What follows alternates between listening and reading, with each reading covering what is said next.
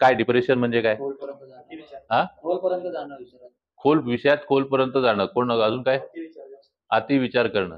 सोप्या भाषेत yes. Okay. तणाव निर्माण.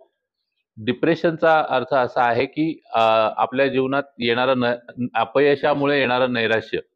नैराश्य येतं ज्या वेळेला आपण कम्प्लिटली डाऊन फील करतो. ज्या वेळेला माझ्या माझ्या आयुष्यामध्ये आता काही उरलेलं नाहीये, मला माझ्या जीवनात काहीही करण्यासारखं नाहीये, अशा पद्धतीच्या भावना ज्या वेळेला तयार होतात, त्यावेळेला आपण असं म्हणतो की ही डिप्रेस असण्याची स्थिती आहे. बरेच दिवसापूर्वी एका महान विचारवंतांनी मला एक गोष्ट सांगितलेली होती. ती गोष्ट सांगून मी तुम्हाला नैराश्याचं स्वरूप कसं असतं ते सांगण्याचा प्रयत्न करतो. तर त्याने एक अशी गोष्ट सांगितली की एका मानसोपचार तज्ञाकडे एक माणूस गेला. त्याने सांगितलं की मला खूप असे आत्महत्या करण्याचे विचार येत आहेत, काय करू काय करू. तो अरे कशाला काय काळजी करतो, काय आत्महत्या करण्यासारखं काही नसतं रे बाबा, एवढं काय वाईट विचार करण्याचं काही कारण नाहीये, तुझ्या आयुष्यामध्ये तू कधीही उभारी घेऊ शकतो. तरी सुद्धा तो म्हणतो नाही, मला मला असं माझ्या आयुष्यात खूप प्रॉब्लेम्स आहेत, ते प्रॉब्लेम्स कधीच सॉल्व्ह होऊ शकणार नाही आणि या प्रॉब्लेमला मला एकट्याला फेस करायला लागतंय. तर डॉक्टर विचार करतो की आता सध्या कम्प्लिटली तो एका विचारांच्या घालमेल्यामध्ये आहे, त्याला काही सुचत नाहीये. अशा स्थितीमध्ये आपण एक काम करू शकतो की त्याला त्याचं माइंड डायव्हर्ट व्हावं म्हणून काही ना काहीतरी आपण त्याला एक सजेशन करूया. तर तो डॉक्टर त्याला असं सांगतो की या गावामध्ये एक सर्कस आली आहे. त्या सर्कसमध्ये एक विदूषक आहे. त्या विदूषकाची खूप सगळीकडे ओळख आहे, म्हणजे खूप लांबून लांबून लोक त्याचा प्रयोग बघायला येतात. तर तू त्याचा प्रयोग बघायला जा. तर हे ऐकल्यानंतर तो अजून जोरजोरात रडायला लागतो. तर डॉक्टर म्हणतात अरे तो प्रयोग चांगला आहे, खरंच सगळे लोक जण चांगल्या रीतीने त्याला अप्रिशिएट करतात, तुला बरं वाटेल. तर तो माणूस म्हणतो तो विदूषक मीच आहे म्हटलं. सो अल्टिमेटली जगाला जो हसवणारा व्यक्ती आहे, सगळ्या जगाला आनंदी ठेवणारा व्यक्ती आहे, त्याच्याही जीवनामध्ये कधी ना कधीतरी समस्या तयार होऊ शकतात. तर ही गोष्ट जेव्हा सांगितली गेली होती, त्यावेळेला मी इमोशनली ब्रेकडाऊन झालो होतो की यार मी प्रत्येकाला, माझ्याकडे असणाऱ्या प्रत्येकाला आनंदी ठेवण्याचा प्रयत्न करतोय. आपल्यापैकी प्रत्येकाच्या बाबतीमध्ये ही गोष्ट होते ना की मी प्रत्येकाला आनंदी ठेवण्याचा प्रयत्न करतोय, मी माझ्या घरच्यांना आनंदी ठेवण्याचा प्रयत्न करतोय, मी माझ्या नातेवाईकांना आनंदी ठेवण्याचा प्रयत्न करतोय, मी माझ्या मित्रांना आनंदी ठेवण्याचा प्रयत्न करतोय. पण कुठे ना कुठेतरी काही ना काहीतरी फेल्युअर येते आणि त्या गोष्टीमुळे माझी ही अशी अवस्था आहे की बाबा मी त्या विदूषकाप्रमाणे, जो मी जगाला हसवणारा आहे, जगावर चेहऱ्यावर स्माईल आणणारा आहे, पण माझ्या जीवनामध्ये जे अपयश, नैराश्य या सगळ्या गोष्टी आहेत. तर पहिली गोष्ट म्हणजे ही गोष्ट इथेच संपत नाही. ही गोष्ट ज्या वेळेला तुम्ही ऐकता त्यावेळेला प्रत्येकाला असं वाटतं की अरे तो विदूषक म्हणजे मीच आहे. बरोबर आहे ना? तर पहिली गोष्ट म्हणजे जर त्या भावनेतनं तुम्हाला बाहेर यायचं असेल, तर पहिली गोष्ट तुम्हाला हे समजायला पाहिजे की आपण विदूषक नाही आहोत, आपण नकलाकार नाही आहोत, आपण एक व्यक्तिमत्व होल्ड करतोय. त्या विदूषकाचा तो जॉब होता इतरांना हसवणं, ते तो करत होता, पण त्याच्या वैयक्तिक जीवनात ज्या गोष्टी घडत होत्या त्या गोष्टीवर तो काही काम करत नव्हता. तो उपजीविकेचं साधन म्हणून लोकांना हसवत होता. आपण उपजीविकेचं साधन म्हणून लोकांशी डील करत नाही आहोत. म्हणजे उदाहरणार्थ, मला आता संचालक म्हणून तुम्हाला लेक्चर घ्यायचंय, म्हणून मी संचालक म्हणून लेक्चर घेतोय, किंवा एक या विषयातला ज्ञान असणारा माणूस म्हणून मी तुमच्या पुढे ही माहिती सांगतोय. म्हणून मी हे रूप धारण केलेलं नाहीये की बाबा मला तुमच्या समोर चांगलं वागायचंय म्हणून मी हे रूप धारण केलंय. बाहेर गेल्यानंतर माझं वेगळं रूप असेल, तिसऱ्या ठिकाणी गेलं तर माझं तिसरं रूप असेल. अशा प्रकारचं रूप मी धारण करत नाही. मी जिथे जसा ज्या ठिकाणी जो आहे तो तसाच्या तसाच वागतो. त्याच्यामुळे आपण विदूषक नाही आहोत. हे ज्या व्यक्तीला करावं लागतं, त्या व्यक्तीच्या जीवनामध्ये कधीच शांतता येऊ शकत नाही. त्याचं कारण असं आहे, कारण का त्याचं कॉन्सन्ट्रेशनच कम्प्लीट डिफरंट डायरेक्शनला आहे. त्याने ज्या गोष्टीवर कॉन्सन्ट्रेट करायला पाहिजे, त्याने ज्या गोष्टीवर विचार करायला पाहिजे, त्या गोष्टीवर विचार करण्याच्या ऐवजी तो तिसऱ्या गोष्टींवर विचार करतोय, ज्या आपल्या हातात नाहीयेत. त्याच्या हातामध्ये काय आहे? स्वतःला शांत ठेवणं, स्वतःचं समाधान करणं, स्वतःला मानसिकरित्या स्टेबल ठेवणं. मध्यंतरीच्या काळामध्ये खूप असा एक सायकोलॉजिकल ट्रॉमॅटिक सिच्युएशन मधनं मी गेलो होतो. त्या ट्रॉमॅटिक सिच्युएशन मधनं, ह्याच परिस्थितीमधनं मी विचार केला आणि मी विचार केल्यानंतर मी मी हा विचार केला की यार सगळं काही माझ्या हातून संपलेलं आहे वगैरे वगैरे, या आता काय या सगळ्या जीवनातनं काय उपयोग आहे. मी इतक्या वर्षापासून लोकांच्या बाबतीत चांगलं करतोय, सगळ्या गोष्टी करतोय, पण आजही मला या सगळे प्रॉब्लेम फेस करावे लागतात वगैरे वगैरे वगैरे. पण नंतर मी बॅक ऑफ द माइंड मध्ये हा विचार केला की मी जे काही करतोय त्यासाठी मला कुठलं रूप धारण करावं लागलं नाही, मला कोणासाठी बदलावं लागलं नाही. मी जो ऍक्च्युली जो आहे तो आहे. मी जसा वागत गेलो तसाच वागत गेलो. मी कोणाच्याही बाबतीत छल कपट अशा पद्धतीने वागलेलो नाहीये. सो अल्टिमेटली माझ्या आयुष्यात नैराश्य येण्याचं काही कारणच नाही. Again at the same point जर लाईफचा ग्राफ बघितला तर आजही या क्षणाला आय एम ऑन टॉप. ज्या लेवलला येण्यासाठी सुद्धा लोकांना आयुष्य पूर्णपणे घासावं लागतं, अशा स्थितीमध्ये म्हणजे अशा स्थितीमध्ये मी सध्या आहे. मग आता अशा स्थितीमध्ये मी स्वतःला डिप्रेस वाटून घ्यायचंय का स्वतःचं जीवन आहे त्या गोष्टीला समाधानी वाटून घ्यायचंय? तर अल्टिमेटली प्रत्येकाच्या जीवनामध्ये काही ना काहीतरी घटनाक्रम घडत असतील. कोणाची बायको नाराज असेल, कोणाचा आई वडील नाराज असतील, कोणाची मुलं नाराज असतील. ऍट द सेम पॉइंट तुम्ही तुमच्या मनाला जे गोष्ट वाटते की नाही हे चुकीचं आहे, जर मनाला वाटतंय चुकीचं आहे तर ते बदललं पाहिजे. पण जे बरोबर आहे असं जर वाटत असेल तर त्या गोष्टीला बरोबर करण्यासाठी किंवा त्या गोष्टीसाठी स्वतःचं वेगळं रूप करण्याचं काही कारण नाही. आणि ऍक्च्युली आपल्या इथे बसणाऱ्या प्रत्येक माणसाला ही गोष्ट माहिती आहे की आपण कुठे चुकतोय. तुम्हाला जगातला कुठलाही काउन्सिलर कुठल्याही माणसाला लागत नाही, कोणालाही मानसोपचार तज्ञाची गरज लागत नाही. खरं पाहिलं तर जोपर्यंत आपण सरेंडर करत नाही की बाबा मी परिस्थिती पुढे आता हातबल आहे, हे जोपर्यंत मी सरेंडर करत नाही तोपर्यंत आपल्याला कुठल्याही मानसोपचार तज्ञाची काउन्सिलरची गरज लागत नाही. आपल्याला हा जॉब करायचा आहे, आपल्याला या फील्डमध्ये जायचंय, आपल्याला अमुक अमुक करायचंय, आपल्याला शेती करायची, आपल्याला आता शेती करत असताना आता नांगरणी करायची किंवा काय गोष्टी करायची, यासाठी काय आपण काउन्सिलरकडे जातो का? नाही. योग्य वेळी योग्य तो निर्णय घेण्यासाठी आपल्याला आपण सक्षम आहोत, मानसिकरित्या सक्षम आहोत. फक्त आता त्या पर्टिक्युलर गोष्टींमध्ये काय प्रॉब्लेम झाले, ज्या गोष्टींमध्ये आपण जिथे गेल्यानंतर आपल्याला एक दोन रस्ते होते. एक प्रामाणिकपणाचा रस्ता होता आणि एक पळवाट करण्याचा रस्ता होता.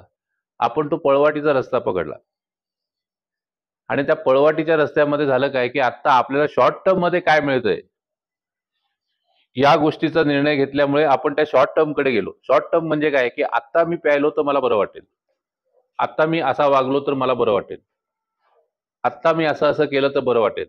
किंवा जर कौटुंबिक वाद असतील तर आता मी माझ्या बायकोला मारलं तर मला बरं वाटेल, आता मी अमुक माणसाबरोबर भांडण केलं तर मला बरं वाटेल.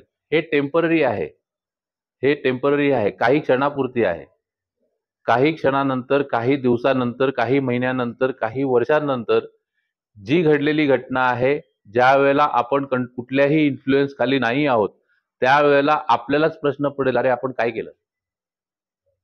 जो व्यक्ती आपल्यासाठी पूर्णपणे जगत होता, जो व्यक्ती आपल्याला डेडिकेटेड पूर्णपणे सगळ्या गोष्टी करत होता, त्या माणसाचा विश्वास आपण हरवून बसलो. सो अल्टिमेटली तुम्ही या सगळ्या ही जी प्रोसेस आहे, म्हणजे जर तुम्ही मला जर विचारलं की फ्रस्ट्रेशन, टेन्शन, डिप्रेशन, अपयश, परत टेन्शन, फ्रस्ट्रेशन, डिप्रेशन, या सगळी सिरीज चालत असते आपल्या आयुष्यामध्ये. पहिल्यांदा कुठलं ना कुठलं तरी काम नाही घडलं म्हणून अपयश येईल. अरे ते काम का नाही होतंय म्हणून आपल्याला फ्रस्ट्रेशन येईल. अरे मी इतकं काम करतोय तरी सुद्धा मला ते यश का येत नाही म्हणून नैराश्य येईल. पण ह्या सगळ्यांची जोड, ह्या सगळ्या गोष्टींची सुरुवात कुठून झाली आहे माहितीये का? या सगळ्यांची सुरुवात झाली आपल्या भावनिक हाताळणीमध्ये. आपण आपल्या भावनांना नीट पद्धतीने हाताळू शकलो नाही. ठीक आहे. तर या गोष्टींना प्राधान्य देणं गरजेचं आहे. काही गोष्टीच्या बाबतीत मी जे इमोशनली ड्राय असतात त्या लोकांकडनं शिकण्यासारखी गोष्टी असतात की बाबा नाही यार, आपण स्वतःला काही कुठल्याही गोष्टीचा फरक नाही पडून घेतला पाहिजे. ठीक आहे ना. पण आपण ह्युमन बिंग आहोत. इमोशनली ड्राय असणारा व्यक्ती ह्युमन बिंग नसतो. ठीक आहे. ज्या माणसाला इमोशन्स आहेत, आपण माणूस या प्रक्रियेची जेव्हा काही टिकमार करतो, ह्याला भावना आहेत का? आहेत. याला बाकीच्या भविष्याच्या बाबतीत चिंता आहे का? आहे. याला सामाजिक बांधिलकी आहे का? आहे. याला मॉरल्स आहेत का? आहे. याला हा एथिक्स पाळतो का? आहे. जर या सगळ्या गोष्टींमध्ये जर तो व्यवस्थितरित्या पाळत असेल तर तो माणूस म्हणून ओळखण्याच्या पठडीतला माणूस आहे.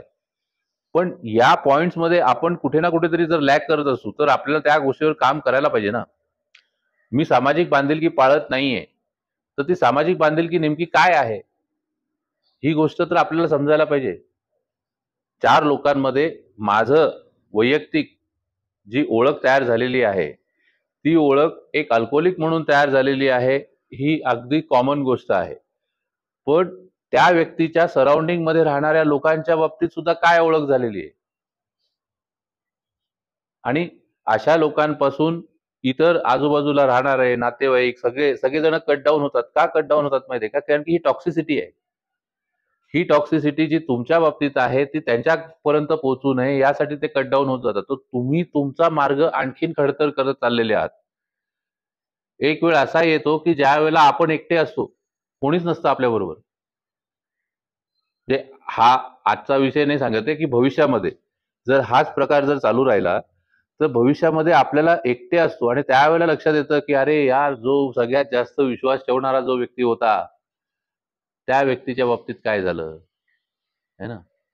ज्या व्यक्तीच्या बाबतीमध्ये आपल्याला पॉझिटिव्हिटी कडे तो आपल्याला मार्गदर्शन सांगत होता, मला वारंवार व्यसनमुक्ती केंद्रात घेऊन येत होता, मला वारंवार एका ट्रॅकवर राहण्यासाठीचा प्रयत्न करत होता, त्याच्या बाबतीत मी कसा वागलो, ही गोष्ट आपल्या मनाला भेडसावेल ना. प्रश्न हा आहे, आपल्याकडे बसणारा, मी जसं मागच्या ग्रुपमध्ये म्हणलं की आपल्याकडे बसणाऱ्या प्रत्येक माणसाने काही ना काहीतरी अचिव्हमेंट्स केलेले आहेत, बरोबर आहे ना.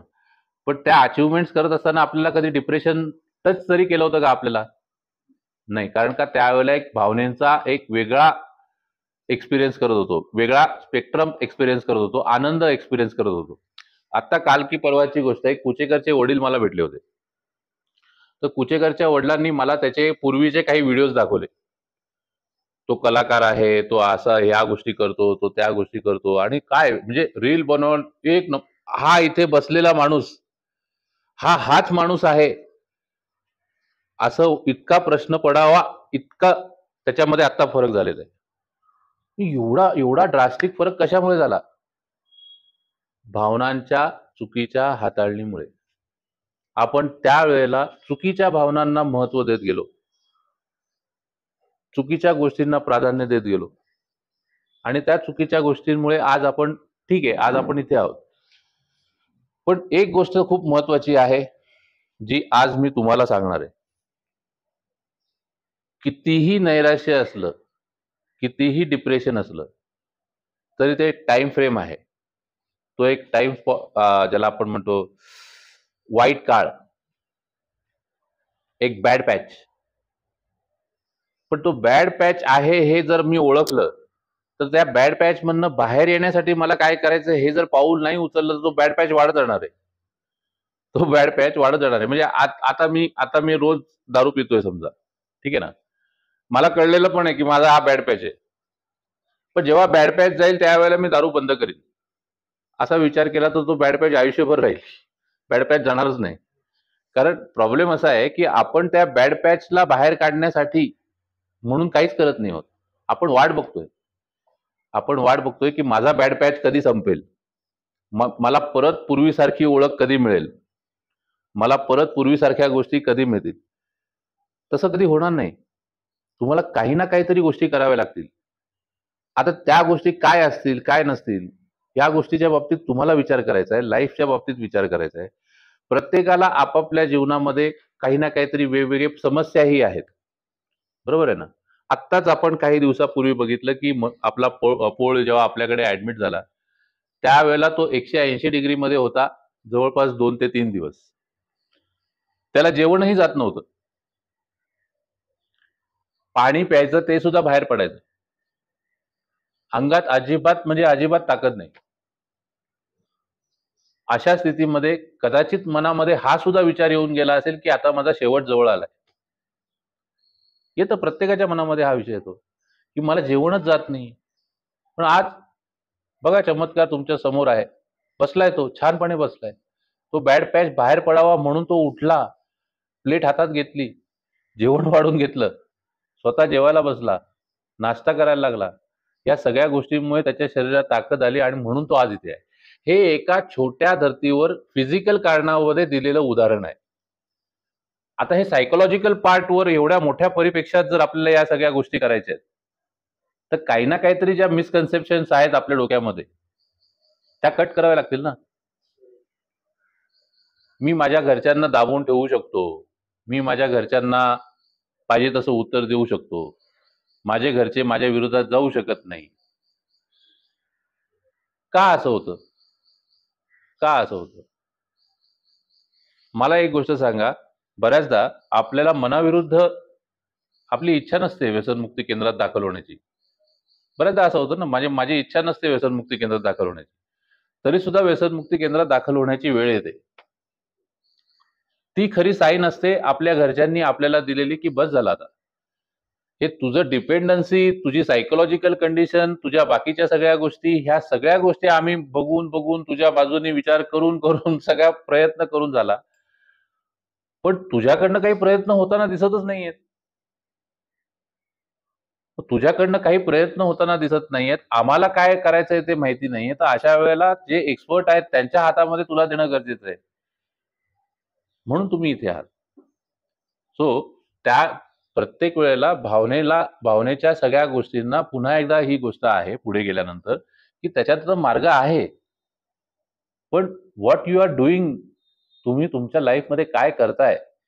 जो म्हणजे गेल्या सिरीजमध्ये आता मी जे 2-3 सेशन घेतले त्याच्यामध्ये मी हे पण तुम्हाला सांगितलं होतं, की आपल्या फॅमिली मेंबरचा केवढा मोठा रोल आहे आपल्यामध्ये, की आपण पुन्हा एकदा ट्रॅकमध्ये यावं, पुन्हा एकदा लाईफमध्ये व्यवस्थित चांगल्या रीतीने कामाला लागावं, पुन्हा एकदा 4 लोकांमध्ये स्वतःची ओळख तयार करावी. यासाठी ज्या काही गोष्टी करता येतील ते घरचे करायला तयार आहेत. याचा अर्थ ते देवरूपात आहेत, याचा अर्थ ते आपल्या बाबतीमध्ये पॉझिटिव्ह विचार करतायत, बरोबर ना. पण पुन्हा प्रश्न तो येतो, आज मला जी गोष्ट समजते, मला जी गोष्ट तुमच्यापर्यंत पोहोचवावीशी वाटते, ती मी पोहोचवण्याचा प्रयत्न करणार. पण ती पोचलेली गोष्ट माझ्या मनाशी घेऊन त्याच्यावर काहीतरी काम करून स्वतःच्या जीवनात बदल घडवण्यासाठी कुठला तिसरा व्यक्ती काम नाही करणार आहे, ते तुम्हालाच करावं लागणार आहे. ठीक आहे. आजपर्यंत मेडिकल सायन्समध्ये अशी कुठली गोळी बनलेली नाही, असं कुठलंही औषध बनलेलं नाही, जी गोळी घेतली की तुमचं व्यसनमुक्त झालात, ही गोळी बनलेली नाही. त्यासाठी एकच विषय आहे, ते म्हणजे आपलं मन. आपलं मन जर खंबीर असेल, मी तुम्हाला एक उदाहरण सांगतो. एका बाजूला ऍसिड ठेवलेलं आहे, एका बाजूला दारू ठेवलेली, आणि तुम्हाला सांगितलेलं आहे की नाही आता तुला ऍडिक्ट आहे, सगळं आहे, तुला विड्रॉल्स आहेत, काय आहे, दारू पिण्याची इच्छा आहे, काही आहे, तुला ह्या बाटलीशिवाय 2 बाटल्या एक्स्ट्रा देतो, पण पहिले ऍसिड पी. पिणार का? का नाही पिणार? हा, ते घेतल्याने जीव जाईल. बरं, जीव न जाणारा असं काहीतरी घेऊया. जीव असं कुठलं तरी एक रसायन आहे ज्याच्याने जीव नाही जाणार, पण ती दारू नाही. नाही, पण तुम्हाला कंडिशन ही टाकली आहे ना, की तुम्हाला दारू पिण्याच्या अगोदर हे रसायन जे आहे ते प्यायचंय. नाही पिणार ना. म्हणजे अगदी तुम्हाला त्याच्या क्वांटिटी जरी वाढवत गेलो मी, 1 बाटली, 2 बाटली, 4 बाटली, 5 बाटली, एवढ्या तुम्हाला बाटल्या मिळतील, पण आधी हे रसायन प्यायचंय, तर तुम्ही प्याल का? त्याचं कारण असं आहे की प्रॉब्लेम आहे ना, की ते रसायन माझ्यासाठी बनलेलं नाहीये, हे गणित तुमच्या डोक्यामध्ये आधी आहे. पण दारूच्या बाबतीत रसायन काय आहे, ते माझ्यासाठी बनलेलं रसायन आहे, ही गोष्ट माझ्या डोक्यामध्ये बनलेली आहे ना. हे घेतल्यानंतर माझे प्रॉब्लेम सॉल्व्ह होणार आहेत, ही भावना जोडलेली आहे. हे रसायन घेतल्यानंतर मला आयडियाज सुचतात, मला बरं वाटतं, माझे हातपाय थरथरणे बंद होतं. या सगळ्या कन्सेप्ट ज्या आहेत, ह्या कन्सेप्ट इकडनं तयार होतात. त्यामुळे जर तुम्हाला अशा प्रकारच्या नैराश्यातनं, डिप्रेशनमधनं, विचारातनं बाहेर काढण्यासाठी पहिली गोष्ट ही आहे की तुम्ही विदूषक नाही आहात. दुसरी गोष्ट ही आहे की तुम्ही बहिरुपया नाही आहात, किंवा प्रत्येकाला आनंदी ठेवण्यासाठी आज मला संचालक म्हणून राहायचंय तर मी आज असा छान राहणार, उद्या मला डान्सर बनायचंय म्हणून मी एक वेगळा डान्सर बनणार, उद्या मला अजून काही बनायचंय म्हणून मी अजून काहीतरी हे मी प्रत्येकाच्या बाबतीमध्ये नाही करू शकत, हे मी प्रत्येक क्षेत्रामध्ये जाऊन नाही करू शकत. सो आपले स्ट्रॉंग होल्ड्स काय आहेत, आणि हे असं जे व्यक्ती करतात, अशा पद्धतीने जे व्यक्ती वागतात, त्यांचं लाईफ एवढं एवढं वर्स्ट कॅटेगरीला जातं, एवढ्या वर्स्ट कॅटेगरीला जातं. आता हा अनुभव म्हणा किंवा ते कर्माची फळं म्हणा किंवा काही म्हणा, पण ॲट द सेम पॉइंट ज्या वेळेला हे सगळं होतं ना, त्यावेळेला आपल्या मनाला माहिती असतं की आपण काय केलंय. आपल्या बाबतीत जेव्हा केव्हा घटना घडतात, जेव्हा केव्हा काही काही गोष्टी घडतात, त्यावेळेला एक सर्टन वेळ आल्यानंतर शांतपणे बसल्यानंतर आपल्याला लक्षात येतं की हे का होतंय, आणि कुठेतरी त्याचा धागादोरा आपल्या पूर्वीच्या कर्माशी जोडलेला आहे हे आपल्याला माहिती असतं. त्यामुळे प्रॅक्टिकली एक गोष्ट तुम्ही लक्षात घ्या, आज जरी तुम्हाला फ्रस्ट्रेशन, डिप्रेशन, टेन्शन या सगळ्या गोष्टी जरी असतील, तरी सुद्धा तुम्हाला त्याच्यातनं बाहेर पडण्याचा मार्ग हा एकमेव हा आहे की ही परिस्थिती मी उभी केलेली आहे, या परिस्थितीमध्ये मला बाहेर पडायचं आहे, या परिस्थितीमधनं मी बाहेर मार्ग काढणार आहे. मी मार्ग काढणार आहे म्हणजे खिडक्या तोडून पळू नका. मी परिस्थितीतनं मार्ग काढणार आहे याचा अर्थ सायकोलॉजिकली मी स्वतःला तेवढा मजबूत बनवणार आहे, मानसिकरित्या मी स्वतःला इतका मजबूत बनवणार आहे की आलेली कुठलीही परिस्थितीला फेस करायची माझी तयारी असणार आहे. आज मी या सगळ्या गोष्टीविषयी चर्चा करतोय. प्रत्येकाच्या जीवनामध्ये अप्स अँड डाऊन्स असतात, व्यावसायिकदृष्ट्या अप्स अँड डाऊन्स असतात, सगळ्या गोष्टी असतात. पण ऍट द सेम पॉइंट तुमचा कदाचित हा विषय जो आहे तुमचा हा फक्त फिजिकल आणि सायकोलॉजिकल एवढ्या पुरती मर्यादित आहे. पण एका सर्टन विशिष्ट लेवलवर ज्या वेळेला आपण पोहोचतो, टॉपच्या पोझिशनला ज्या वेळेला पोहोचतो, त्यावेळेला खरं चॅलेंज चालू होतं की आपण टॉपच्या पोझिशनलाच राहायचंय, आपण त्या परिस्थितीमध्येच राहायचंय, आपण आपलं स्टँडर्ड खाली ढासळू द्यायचं नाहीये. हे तुमच्या बाबतीत होणार आहे, हे तुमच्या बाबतीत होणार आहे. कारण इकडनं बाहेर पडल्यानंतर अगदीच 100% नाही, पण कोण ना कोणतरी तो माणूस असेल जो करून दाखवेल. पण त्याच्या पुढचं चॅलेंज काय असणार आहे ते मी त्याला आत्ताच सांगतोय की टॉपला पोहोचणं हे काही मोठी गोष्ट नाहीये. त्यासाठीच एक गोष्ट सांगतो.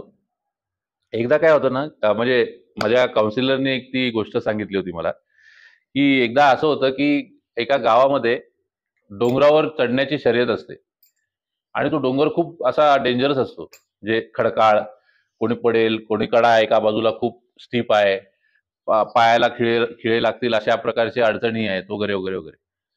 तर गावातल्या मुलांना त्या रेसिंगसाठी उभं केलं जातं, आणि त्या जिथून ती रेस होणार असते त्या रेसच्या बाजूला सगळे प्रेक्षक उभे असतात, आणि टॉपला जे कोणी रेसमध्ये भाग घेणार आहेत त्यांचे नातेवाईक त्या एंड लाईनला उभे असतात.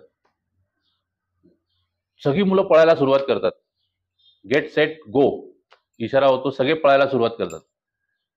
जवळपास 100 मुलं पळायला सुरुवात करतात, त्यातले 20 लोक पहिल्या टप्प्यातच माघार घेतात.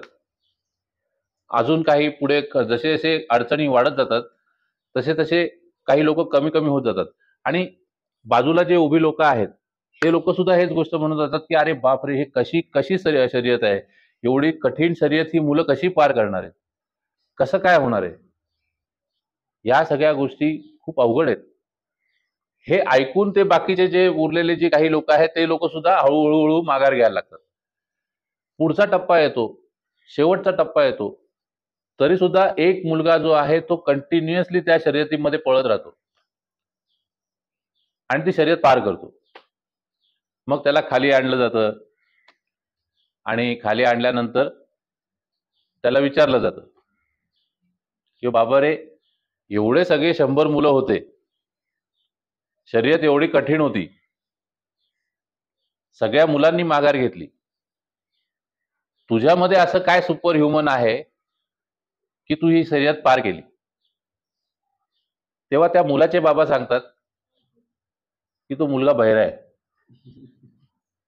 त्याला बाकीचं जग काय बोलतंय हे ऐकू देत. मग त्या मुलाला विचारलं जातं इशाऱ्याने की तुझ्यामध्ये अशी काय ताकद होती की तू ती रेस पार केली. तो मुलगा म्हणतो मी फक्त माझ्या बाबांकडे बघत होतो, बाबा मला मोटिवेट करत होते की ये तू करू शकतो, तू करू शकतो, तू करू शकतो, तू करू शकतो, आणि मी ते करत गेलो. आणि मलाही वाटलं नव्हतं की मी करीन, पण मी केलं. सो सांगायचा उद्देश म्हणजे असा की आपण आपल्या जीवनाच्या रेसमध्ये आपल्या आजूबाजूला काय सांगितलं जातंय, आजूबाजूला काय घटनाक्रम घडतोय, किंवा आपल्याशी लोक कशा पद्धतीने वागतायत, लोक आपला वापर करतायत किंवा काय करतायत काय नाही करतायत, या सगळ्या गोष्टीकडे लक्ष न देता आपण आपल्या मार्गावर चालत राहायचं असतं. आणि तो अल्टिमेट गोल साध्य केल्यानंतर आपण तो झेंडा जेव्हा हातामध्ये घेतो ना, त्यावेळेला आपल्या लक्षात येतं की आपण काय काय गोष्टी केल्या, केवढ्या मोठ्या गोष्टी केल्या. पण हे सगळं करतानाही एक धैर्य नावाची एक गोष्ट आहे ना, मनामध्ये ते धैर्य असायला पाहिजे. सो प्रॅक्टिकली बघायला गेलं तर एका अर्थी परिस्थिती मी हाताळू शकत नाही आणि ही रेस मी जिंकून दाखवणारच, हे ठरवतं कोण? हे ठरवतं कोण? ही रेस मी पार करू शकणार नाही, ही परिस्थिती मी या परिस्थितीला मी फेस करू शकणार नाही आणि या परिस्थितीला मी करून दाखवणारच, ही गोष्ट ठरवतं कोण? आपण स्वतः, आपलं मन. इट मीन्स की ही जी सिच्युएशन तुमच्या पुढे उभी आहे ना, की डिप्रेशन, टेन्शन, फ्रस्ट्रेशन, हे सगळं आपल्या मनाने उभं केलेलं आहे. ऍक्च्युली अशी कुठली गोष्ट नाहीच आहे. मी करून दाखवणार ही गोष्ट सत्य आहे, मी करून दाखवू शकतो ही गोष्ट आहे.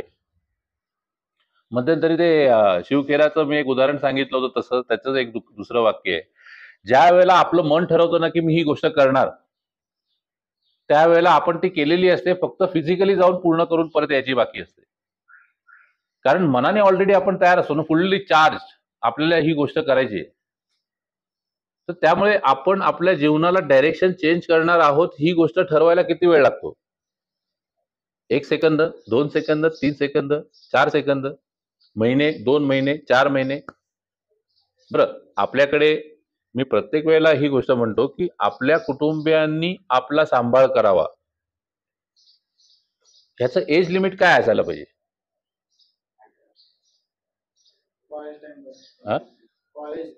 ओके, कॉलेज पास आउट म्हणजे जवळपास 20 वर्षानंतर, बरोबर ना? 20 वर्षानंतर आपल्याला आपल्या कुटुंबियांनी सपोर्ट करणं बंद केलं पाहिजे, मुलांनी आपापल्या पायावर उभं राहायला पाहिजे, बरोबर आहे ना? पण आज वयाच्या या टप्प्यावर आल्यानंतरही आपल्याला आपल्या फॅमिली मेंबरनी मदत करावी, आपल्या कुटुंबियांनी आपल्याला मदत करावी. वयाच्या 50व्या 60व्या वर्षी सुद्धा आपल्याला हाच विषय वाटतोय की माझ्या जीवनामध्ये जे काही घडतंय ते माझ्या कुटुंबामुळे घडतंय. माझ्या लाईफची जबाबदारी स्वतः कधी घेणार? कधी घेणार? एक उदाहरण म्हणून सांगतो, म्हणजे हा it is not related to anybody here, कोणीही इथे असणाऱ्या व्यक्तीशी ही गोष्ट संबंधित नाहीये. सिंहगडच्या पायथ्याशी जवळपास नाही म्हटलं तरी 10 ते 20 वृद्धाश्रम आहेत. ठीक आहे. त्या 10 ते 20 वृद्धाश्रमामध्ये मी जनरली फ्रेंडशिप डे किंवा असे कुठले दिवस असतात ना, त्यावेळेला काही ना काहीतरी छोट्या मोठ्या वस्तू घेऊन जातो. ठीक आहे. आणि त्या वृद्धाश्रमात असणारे लोक जे आहेत ना, त्या वृद्धाश्रमात असणारे लोक माझ्याशी जे जे चांगल्या रीतीने संपर्कात आहेत, ते लोक म्हणतात की आमच्या उभ्या जीवनातला जे काही आमचा परिश्रमाचा भाग होता, तो सगळा काही करून आम्ही आमच्या मुलांना सुपूर्द केला, पण आज आमची मुलं आम्हाला बघायला येत नाहीये. आज आम्हाला आमची मुलं बघायला येत नाही. आमची इच्छा आहे की त्यांनी एकदा येऊन भेटावं. तू आलास, तू माझ्या मुलासारखा आहेस, तू मला काही फळं घेऊन आलास, बरं वाटलं. पण हीच गोष्ट माझ्या मुलांनी केली असती तर मला बरं वाटलं. त्या माणसांनी वयाच्या स्वतःचे जेव्हा चलती होती त्याची, त्या माणसांची, त्या वृद्ध लोकांची ज्या वेळेला चलती होती त्यावेळेला त्यांनी स्वप्नात तरी विचार केला असेल का की वयाच्या 60व्या 70व्या वर्षी मला वृद्धाश्रमात जावं लागेल. आणि मोठ्या मोठ्या हुद्द्यावरची लोक, मोठ्या मोठ्या हुद्द्यावर काम केलेली लोक, कोणी बिझनेसमॅन, कोणी काय कोणी काय कोणी काय, त्यांनी सुद्धा पुढच्या 20 वर्षानंतर मी कुठे असणार आहे हे प्लॅन नव्हतं केलं. त्यांना ती गोष्ट व्हावी लागली. तर आत्ताच्या परिस्थितीमध्ये आपण जो काही विषय चाललेला आहे, साहजिकच त्यांच्या जीवनामध्ये काही ना काहीतरी असं घडलेलं असेल की त्याच्यामुळे त्यांना ते आपल्या घरात नको असं वाटलं असेल. कदाचित त्यांनी घरच्यांना त्रास दिलाही नसेल, तरी सुद्धा त्यांना हे दिवस बघावे लागतात. आणि आपल्या बाबतीत आपण जे काही करतोय त्या गोष्टीसह अजूनही आपले फॅमिली मेंबर आपल्या बरोबर चिटकून आहेत, या गोष्टीचं समाधान नको म्हणायला, या गोष्टीसाठी डिप्रेशन वाटायला पाहिजे. अरे प्राउड फील केलं पाहिजे, यार कुछ भी हो जाए मेरे फैमिली मेंबर मेरे साथ में है की नाही. आज की तारीख में कोई भी मुझे बोलेगा मेरा फॅमिली कितना बडा आहे. अरे मी माझी एक गोष्ट सांगतो. ज्या वेळेला ना साधारण म्हणजे मी तुम्हाला मागच्या ग्रुपमध्ये जेव्हा मी सांगितलं होतं की मी खूप टेन्शन मध्ये असायचो एकेकाळी की यार what about my family, what about मला सांभाळणारं, मला माझ्याशी बोलणारं असा कुठला व्यक्ती असेल की नाही. ज्या वेळेला मी या केंद्रांची सुरुवात केली ना त्यावेळेला माझ्या डोक्यामध्ये अजिबात हा विषय नव्हता. पण नंतर नंतर माझ्या लक्षात यायला लागलं की माझ्या कुटुंबामध्ये प्रत्येक महिन्याला एक 10 लोक ऍड होत आहेत. सो इट मीन्स की you are like my family. तुमच्या बाबतीत एखादी गोष्ट चांगली झाली तर मला आनंद होणार आहे, तुमच्या बाबतीत एखादी गोष्ट वाईट घडली तर मला दुःख होणार आहे. पण हे as a team work one sided नाही होणार रे.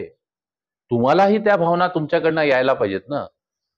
तर मग मी सगळ्यांना घेऊन पुढे जाण्याच्या बाबतीत विचार करेन, तर मग मी सगळ्या गोष्टी करेन, है ना. मध्यंतरीच्या काळामध्ये एका मित्राला आम्ही सांगितलं होतं की बाबा कधी काही कुठल्याही गोष्टीची आवश्यकता असेल मला फोन कर, मी आहे तुझ्यासाठी, येणार. अगदी रात्री 12 वाजू दे, 1 वाजू दे, मी येणार. त्याने खरंच फोन केला 12 वाजता. सर माझं बार मधलं बिल 1500 रुपये झाले, गुगल पे करा. मी म्हटलं यासाठी मैत्री नाही केली, म्हटलं तुला तुझ्या संकटाच्या वेळेला मी मदत करीन, तुझ्या संकटाच्या वेळेला मदत करीन. पण हे काही संकट नाहीये, हे तू पिणार, मस्त एन्जॉय करणार, सगळं काही करणार, बिल मला भरायला लावणार. आयला हे बरं आहे की नाही. त्यासाठी मैत्री नाही करत मी. माझी मैत्री आहे तुमच्या लाईफला एका वेगळ्या लेवलवर घेऊन जाण्यासाठी. तुम्हाला पॉझिटिव्ह लाईफस्टाईलच्या दृष्टीने काय गोष्टी हव्यात, काय गोष्टी नाही हव्यात, त्या गोष्टी करण्यासाठी मी तुमचा मित्र आहे. तुम्हाला निराशा वाटते, तुम्हाला फ्रस्ट्रेशन वाटते, तुम्हाला डिप्रेशन वाटते, okay, I am there with you. मी तुमच्या बरोबर आहे. आपण एकत्र कुटुंबामध्ये बसूया, काय प्रॉब्लेम आहे तो सॉल्व्ह करण्याचा प्रयत्न करूया आणि मार्ग पुढे काढूया. कारण का प्रत्येकाला पुढे जायचंय रे, कोणाला एका जागी स्टक करून नाही राहायचंय. आहे त्या परिस्थितीमध्ये आपण आजपर्यंत काय केलं, इथे आलो. असा कोणी माणूस आहे का इथे की जे कुठल्याही तुमच्या कुठलाही वयोगट असेल, पण मी व्यसनमुक्ती केंद्रात ऍडमिट आहे या गोष्टीचा मला गर्व वाटतो, असा कोणी आहे का?